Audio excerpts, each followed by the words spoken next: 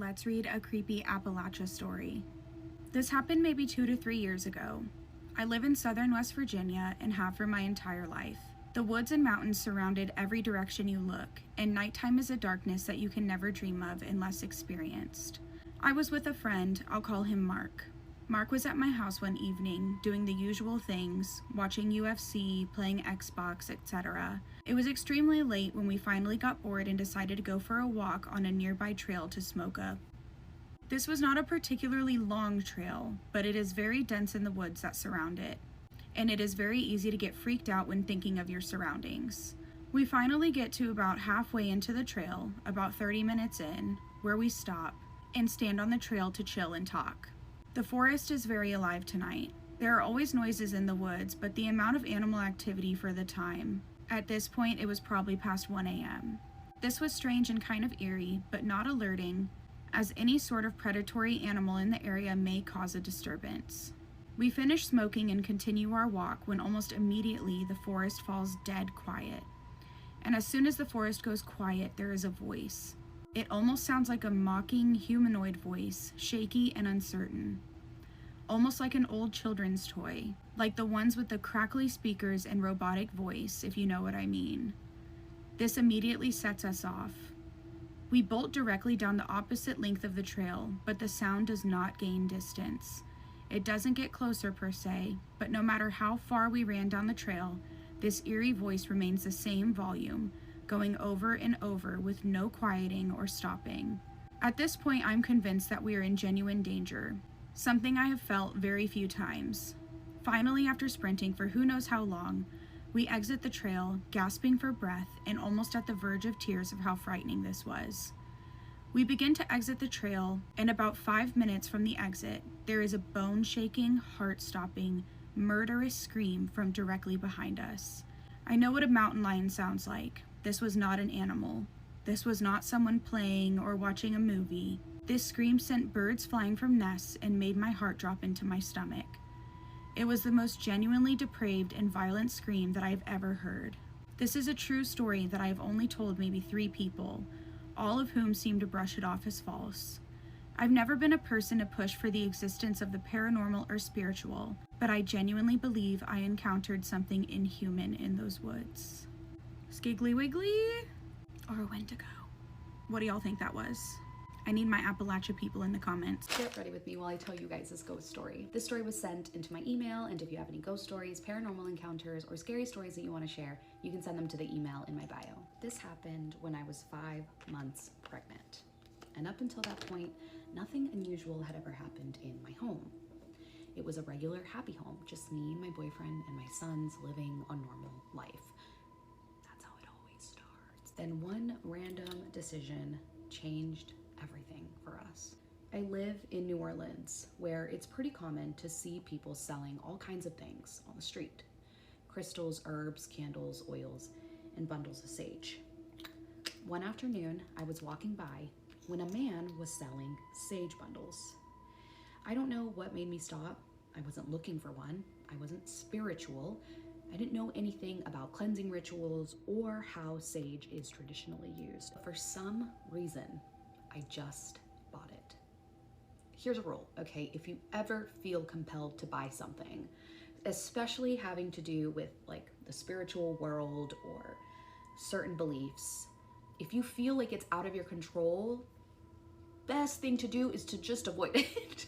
Almost like I had no control over the entire interaction and purchase. Yeah, huge red flag. That evening, I lit the sage and walked around my house, waving the smoke through the rooms without really knowing what I was doing. We cannot be playing around in this stuff, you guys. We cannot be playing around in this stuff. I didn't say any prayers. I didn't set any intentions. I just thought it smelled nice and figured it couldn't hurt. That night changed everything. I was lying in bed trying to fall asleep when I started hearing voices. They weren't loud enough to understand, just whispers, almost like people were having conversations somewhere inside my house, just outside of me being able to understand what was being said. So I sat up and listened. And then suddenly, knock, knock, knock, I'm out. Who's there? I don't want to know. 3 loud and heavy knocks echoed throughout the house.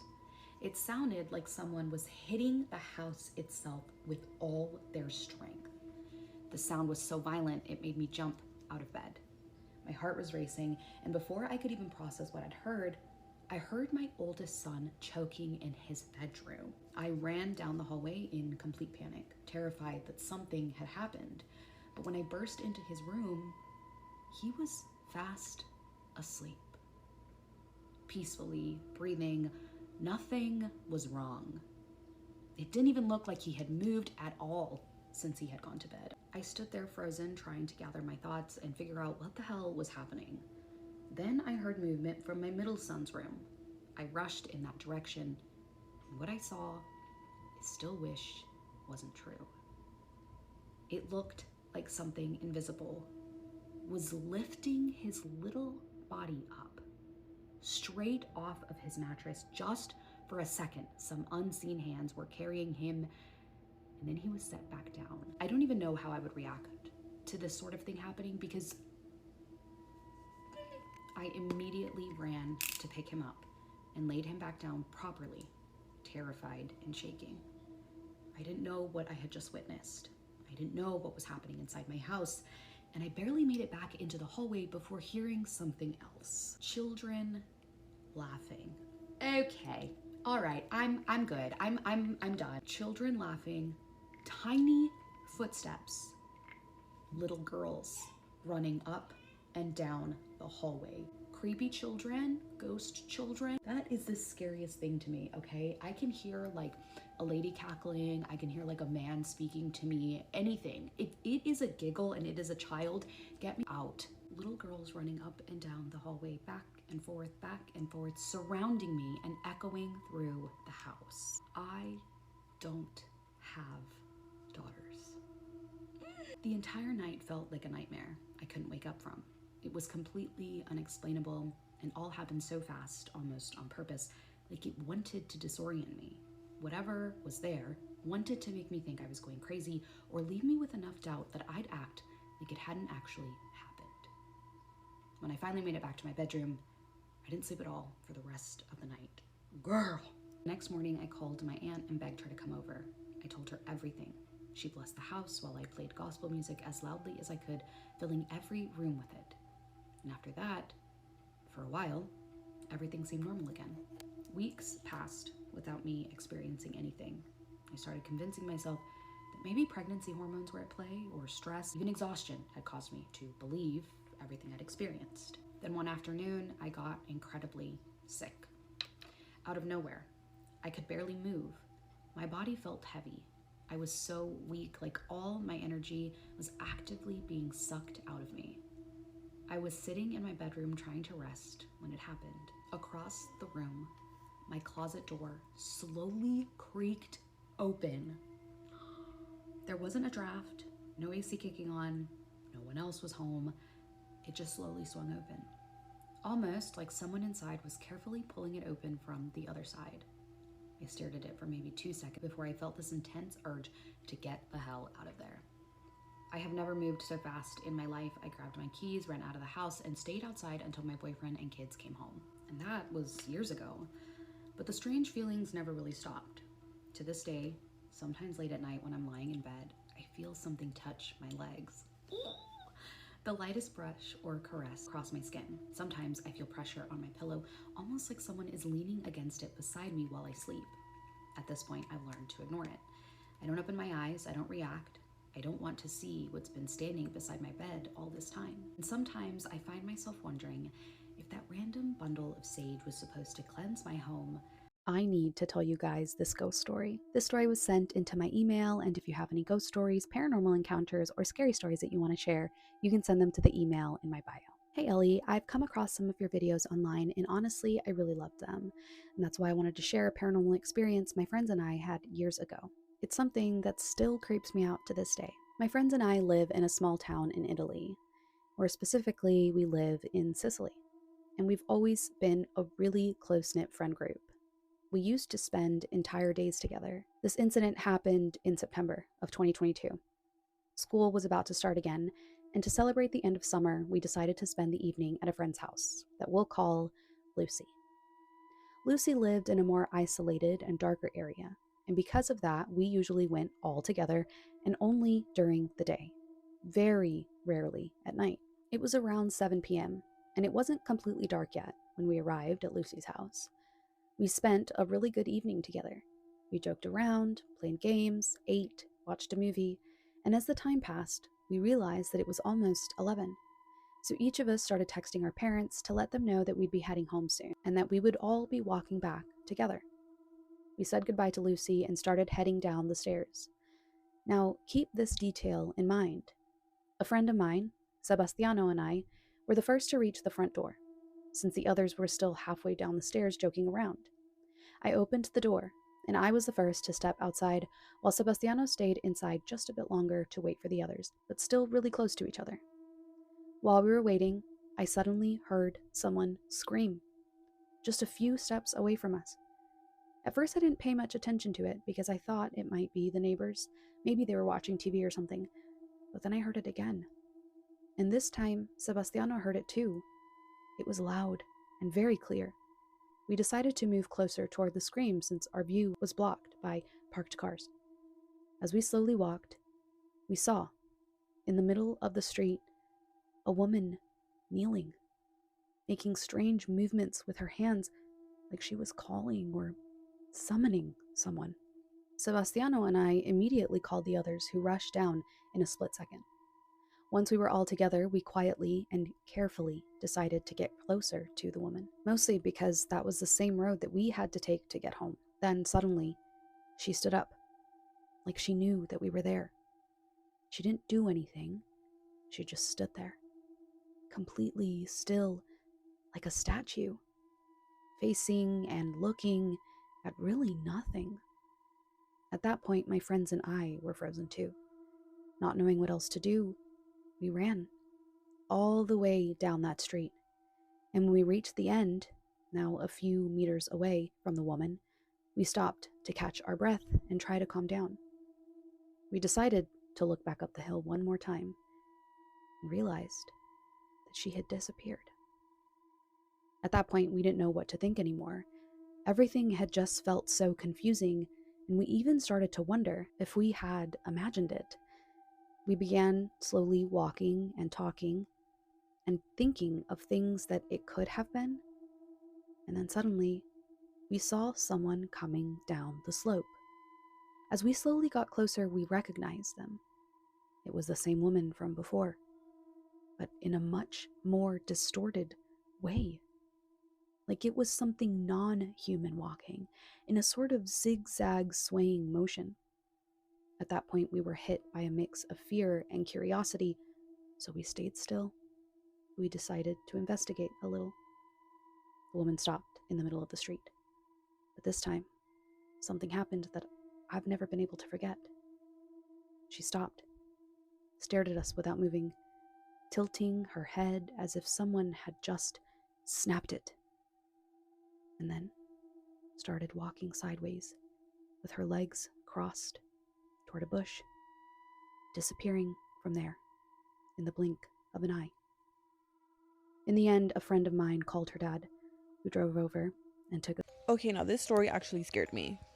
Spooky story time. A follower named Mark sent me the story. He is now 26 years old, but he said that when he was 8 years old, he had to go live with his grandma and his aunt.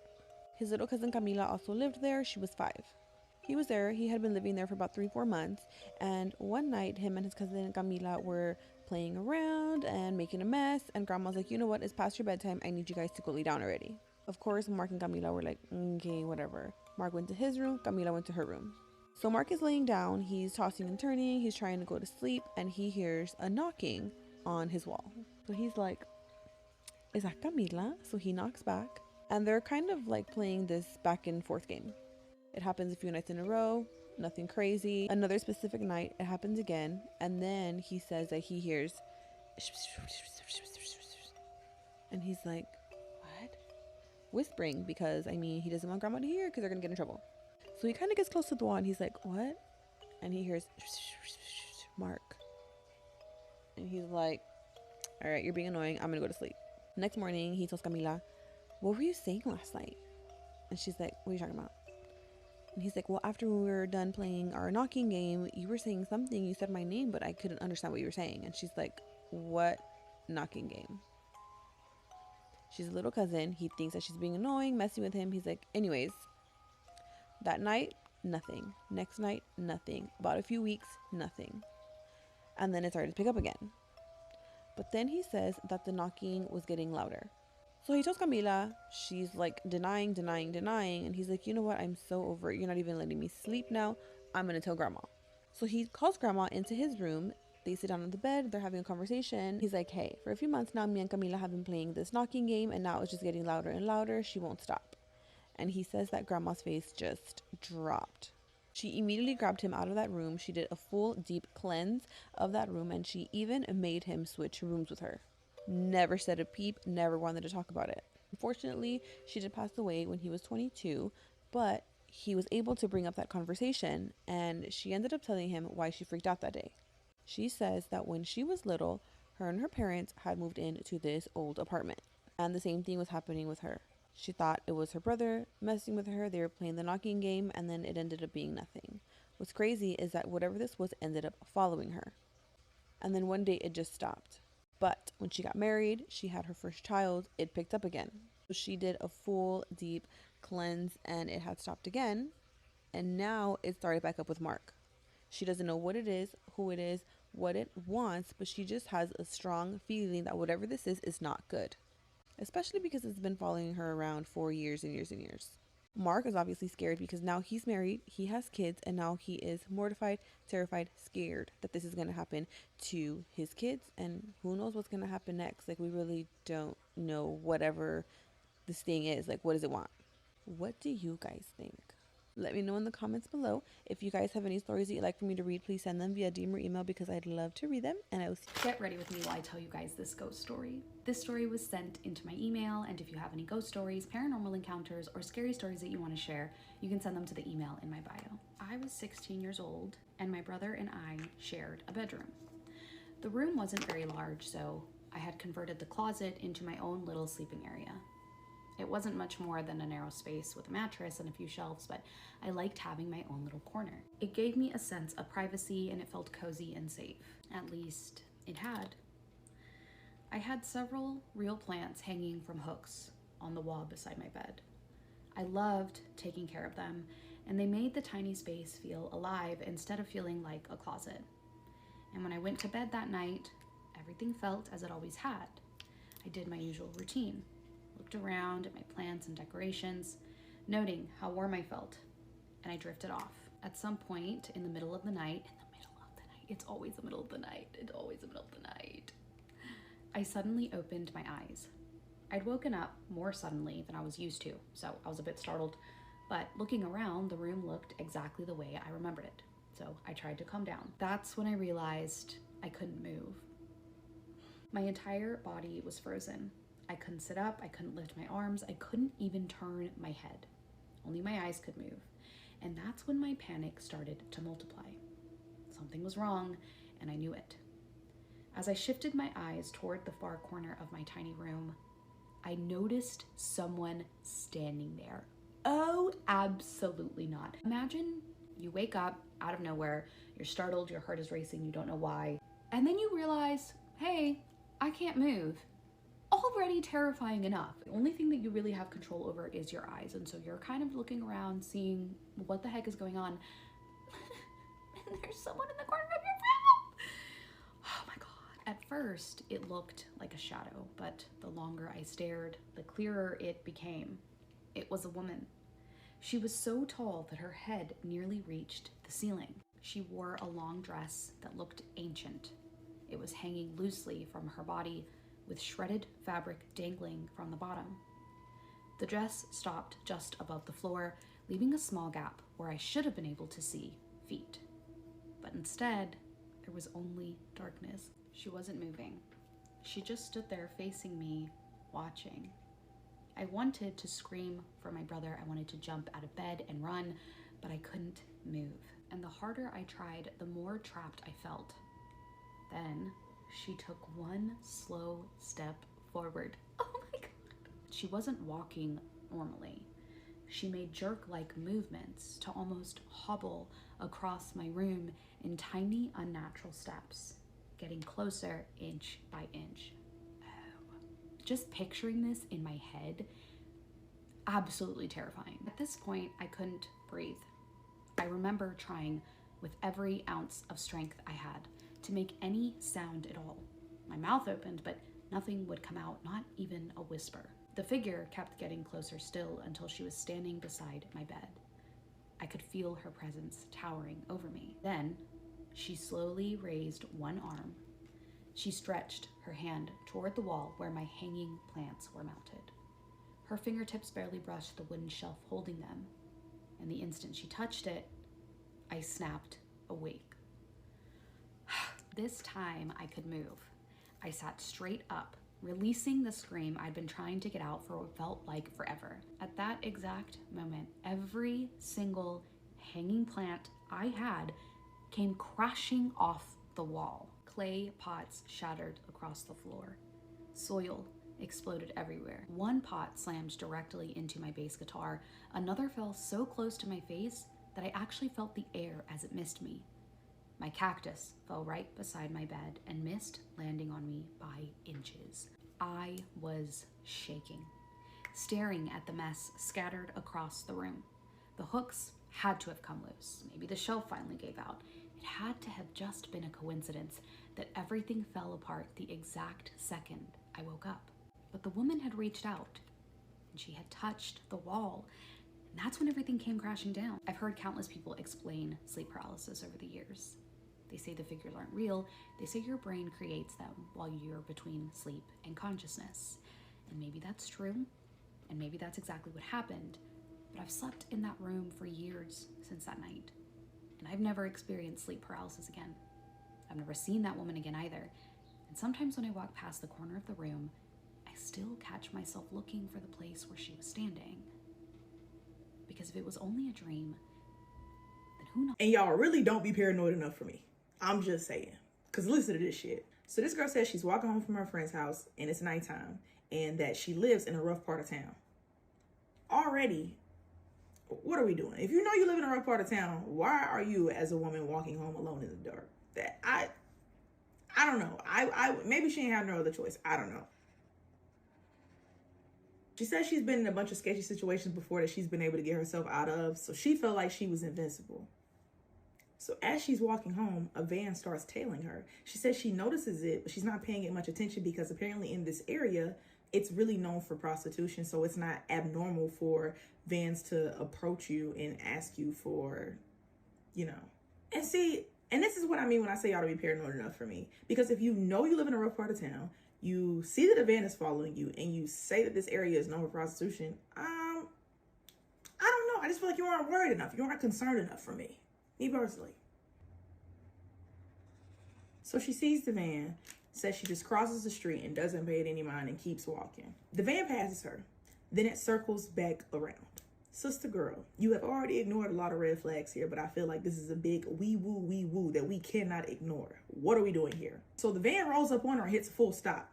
She said it's two brothers in the front seat. Well, she assumed they were brothers because they look just alike. She feel like they could have been twins, but she doesn't know. She tells them, I'm not interested, but they don't drive off. So she crosses the street again. And what did they do? Circle back again. And she says she just kept crossing the street trying to get away from them. Now she says she's starting to feel unsafe. Starting? By this point, I would have already had called the SWAT team and been knocking on somebody's door. I don't know. That's just me, though. That's just me. Apparently, this goes on for a hot minute. The van pulls up on her. She crosses the street. They circle back around. They pull up on her again. She crosses the street. Then she said they disappeared for like 3 minutes, so she thought she was in the clear, right? Wrong. At this point, she's pulled out her phone because she said she's going to call her sister, who she lives with. Van pulls back up on her. And this time when they stop, one of them jumps out of the van, opens the back door, and starts walking towards her aggressively. I hope the alarms are going off now. In a panic, she turns her phone around and acts like she's recording. It's like, this is live right now. I've already got your license plate and told my friends who you were. The police are on their way. I'm going to give her a little credit right there because that's quick thinking. You wouldn't have had to think so quick had you been thinking from the beginning. The man stops, stares at her for a second, looks at the phone, then jumps back in the van and hauls tail. Shorty says she afraid to walk by herself even during the daytime now. Understandably so. Like I said, not paranoid enough, because the first time I saw the van circle around, hi FBI, immediately. I'm not playing no games. To be honest, I would have been on edge as soon as I seen the van. Anytime I see a van drive down the street, I'm nervous. Let me tell y'all a scary DoorDash story. And this shit will really freak you the fuck out. So if you're sitting here and you watching this video, and if you don't believe, scroll the fuck on. I don't want to argue with you bitches. And if you do believe, leave a comment, share, like, whatever. But I got a story for y'all. One day, I was door dashing. The day was normal, everything went good or whatever. We're gonna fast forward to nighttime. That particular night, I don't know what made me DoorDash. I just was bored and I didn't have shit to do, so I was like, fuck it. I'll go ahead and go do a few orders or whatever and come back home. And this is not out of the ordinary for me. Like, if I feel like making some money, I'm gonna do something to make some money. So that's what I decided to do. I decided to DoorDash or whatever. So, you know, as I'm DoorDashing, I get to like my third order, y'all.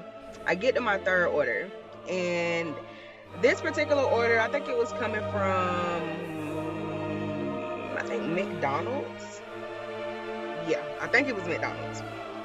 So as I get to McDonald's, I get the order. It was a little Big Mac meal, Coke, yada yada. So I'm like, all right, cool.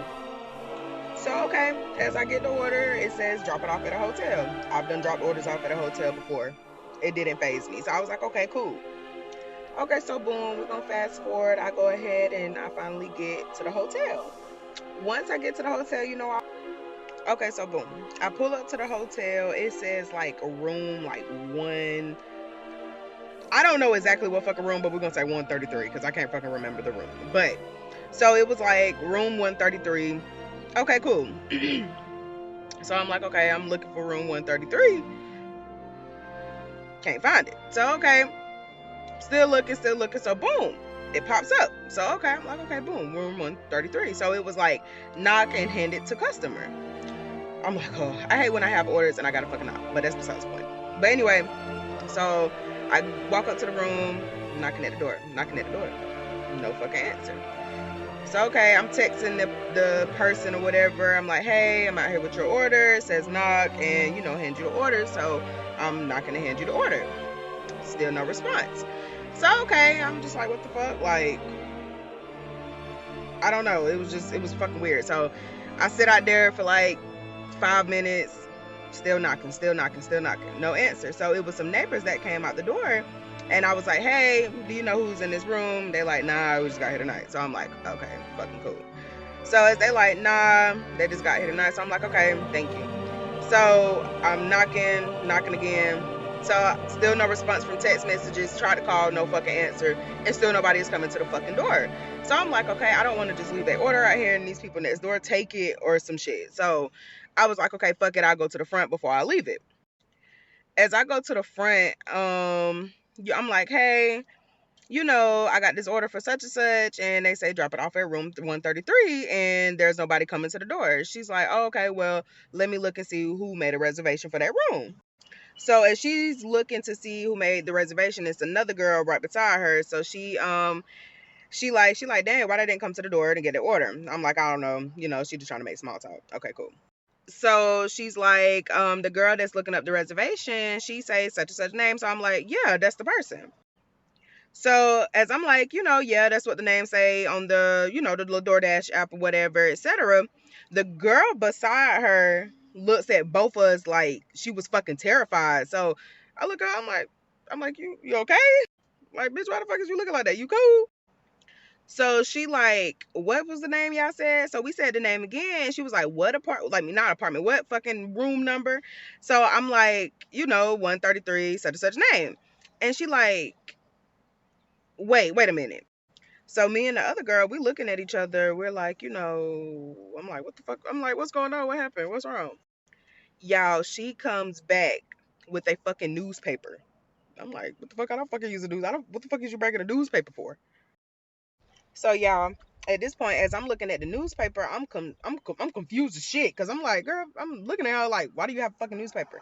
So she like, y'all look and read. So y'all, as we read in this fucking newspaper, the girl that was looking up the reservation, she reading it out loud. She fuck around and say the lady name. Y'all, how about this lady died in this hotel room like 6, 7 years ago? So I'm looking at them and they looking at me and they like, what the fuck? And I'm like, what the fuck? So they look confused as me. So I'm just like, so what do we do at this point?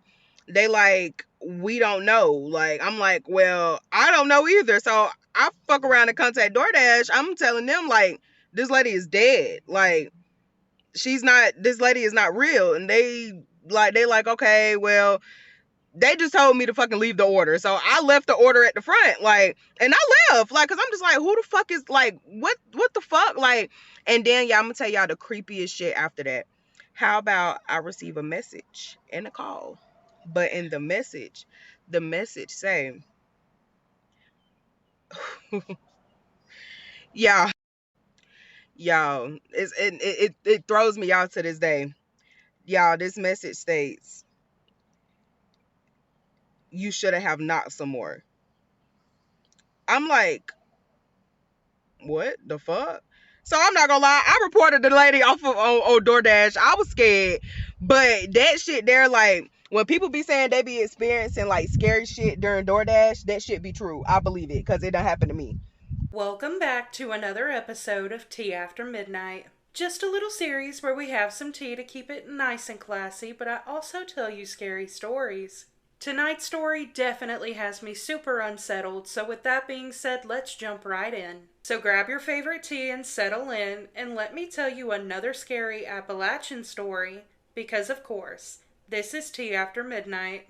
But before I get into tonight's story, I wanted to show you guys what I found because I feel like this fits Tea After Midnight perfectly. This is her. Look how stinking cute she is. Little ghost for some spookiness, but she also has a cute little pink bow. I mean, come on. I definitely think she needs to be our new mascot, so you guys let me know in the comments what you think we should name her. Now let's jump right into tonight's story. This story comes from Caitlin. As a child, my family lived in Rhode Island. However, we did have some family in the Appalachian Mountains. Most of the time, they would come and visit us as there was more to do here, and they lived in the middle of nowhere. But one summer, they asked if we wanted to come and stay with them. My mother, my father, my 2 older brothers, and I packed up and headed their way. As we got closer to their house, I noticed there was really nothing out there. We had to drive through around 10 minutes of nothing but pure woods to reach their house. The first night there was normal. It was filled with laughter, board games, and s'mores between my cousins and my siblings. However, on the second day, my aunt, uncle, and parents went grocery shopping. My cousins and brothers decided they wanted to go outside and explore in the woods. I was no stranger to the Appalachian stories, and while I didn't quite believe they were true, 12-year-old me was stuck on the what if. So I decided to stay in. They had only been gone for a few minutes when I heard my mom call my name. It sounded so much like her, even using my nickname. "Katie Cat, come here," it repeated twice. I was confused as the store they were going to was 30 minutes away by itself, and my parents had not been gone that long. I yelled back asking if she had forgotten something, with no response. Whatever that was repeated it in a deeper voice using my name this time. "Caitlin," I said, "come here." It followed with a distorted laughter that made my stomach turn. It no longer sounded anything like my mom. I locked the door of the guest room that I was staying in and tried to forget about it. I didn't leave that room until my cousins and brothers were back. When I told them the story, they laughed at me and told me to stop making things up. I wondered if I really had imagined the whole thing, if I'm being honest. The rest of the day went very smoothly, and I had a lot of fun. Just as I began to forget about that night, we decided to have another bonfire and make s'mores again. Everyone stayed out there for around an hour and a half and then headed in to get ready for bed. Only me, one of my brothers, Carson, and one of my cousins, Zoe, stayed outside. I got this uneasy feeling, almost as if we were being watched. The house was about 20 feet behind us up a hill, and everything else was just woods. I began looking around until my eyes landed on something. I could see nothing but its eyes, big, round, yellow eyes. I tried to tell myself that it could just be an animal, but deep inside, I knew. The eyes were looking directly at us, not moving. And then it stepped out into the light. A tall, gray, scaly creature on all fours with those same yellow eyes. Zoe turned around too. None of us said anything. We were frozen in fear. My brother scooped me into his arms and told Zoe to run. He carried me up that hill and right into the house. But Zoe wasn't behind us. We turned around looking for her, but we couldn't see over the hill from the window, and we sure weren't going back outside. We slightly opened the door and called out to her. "Zoe, where are you? Are you coming? Are you okay, Zoe?" But there wasn't a response. Around 2 to 3 minutes later, she comes calmly walking up the hill. As if she had never seen anything, she walks into the house and tells us she's going to get ready for bed. My brother started eagerly asking questions, if it had come closer, why she didn't run with us, and if she knew what that thing was. She looked at us confused and told us that she didn't know what creature we were talking about. She walked upstairs and my brother and I looked at each other completely confused. The next day we tried to ask her about it again, and she got aggravated and yelled at us to stop. My brother even thought that she was the creature, that it somehow replaced her. I began to believe that too, because nothing else strange happened the entire trip. Except for Zoe. She was acting very strange. Always wanting to go outside, but never wanting anyone to go out with her. She used to constantly want to hang out with everyone, but suddenly she wanted to be all alone all the time. She wasn't eating much either. She never told us what happened that night, no matter how many times we asked. She said she didn't know why we kept making up a creature that was never there. The next summer, when everyone came to visit us again, Zoe didn't come. My aunt and uncle told us that Zoe really liked home and preferred to stay there. She never came back to Rhode Island. She never wanted to leave her home. To this day, she doesn't travel, and she still goes on walks alone in the woods. We've asked her about it many more times, but she will never admit whatever happened that day. So like I said, this one has really unsettled me, and there's definitely a lot to unpack here. So I'll just start with, you're in the middle of the Appalachian Mountains, in the middle of nowhere, and your family goes out to go grocery shopping. Your brothers and cousins are outside of the house, so you're in the house by yourself, and you hear what sounds like your mom calling out to you. But not only does it call out to you, it calls you by your nickname. That creeps me out so bad. But then it follows up with a distorted laugh, and that just unsettles me beyond words can describe. But after all that happened, you try to forget about it. That night you go outside, you're with your brother and your cousin, y'all are all sitting around the fire, and you feel like something's watching you. And I'm gonna say this, if you feel like something is watching you, more than likely there is. And your intuition was right, because you lock eyes with something, yellow glowing eyes. I don't even know what that is, because you described it here, a tall, gray, scaly creature on all fours with those same yellow eyes.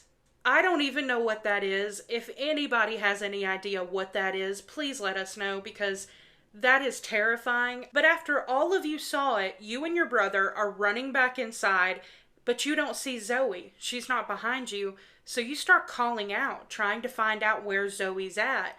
And then a few minutes later, she just calmly walks in like she didn't just see the most terrifying creature that she's ever seen in her life. Definitely weird. And as I was reading this, just the way you were describing how Zoe was acting after that encounter, I almost did think, okay, maybe this creature has like swapped places, because obviously we have a mimic around because it's mimicking the sound of people around you. So I'm like, well, maybe it's a mimic. But then I'm like, what's the purpose of it doing that and swapping places with Zoe if its goal was to not do anything?